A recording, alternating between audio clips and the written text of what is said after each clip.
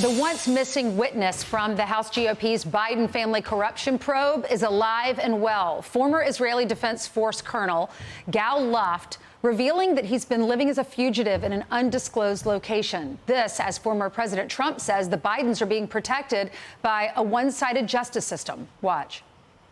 They're being protected, and it's a one-sided system. It's a very unfair system, but they're being protected. Look at the time that Biden said about the $1 billion to get rid of the prosecutor. Now, can you imagine if I said that? $1 billion to get rid of the prosecutor. You talk about tape. That's on tape.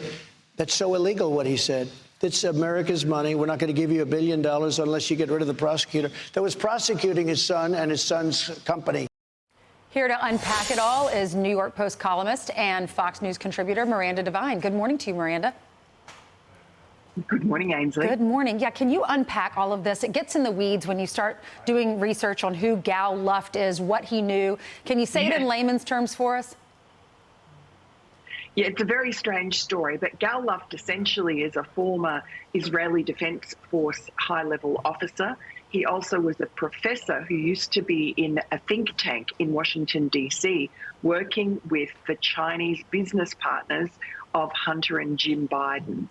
And so during that period when the Bidens were receiving millions of dollars from this Chinese energy company, CEFC, Gallup had an inside seat to see what was going on. And when the business partners of Hunter got arrested in New York and disappeared in China, Gallup decided he would go to the authorities and tell them what he knew, because he was afraid he'd get caught up in all the legal shenanigans.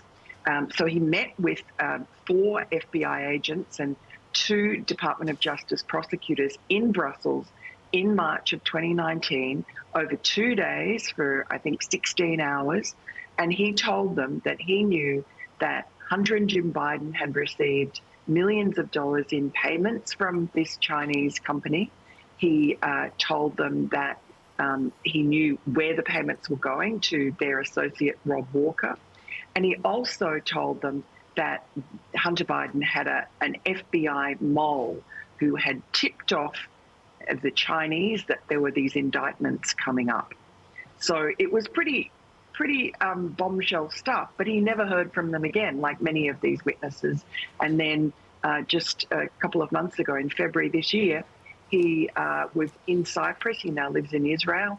He'd gone to Cyprus for a few days and he got arrested. The FBI had put out a warrant by Interpol for his arrest.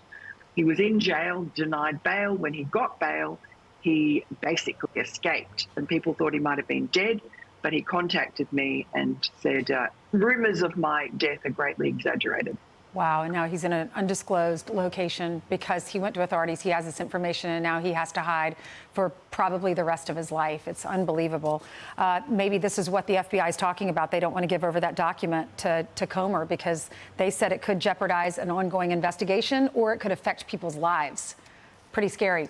Thank you so much, Miranda. Thanks, Ainsley. You're welcome. Have a good weekend. I'm Steve Ducey. I'm Brian Kilmeade. And I'm Ainsley Earhart. And click here to subscribe to the Fox News YouTube page to catch our hottest interviews and most compelling analysis.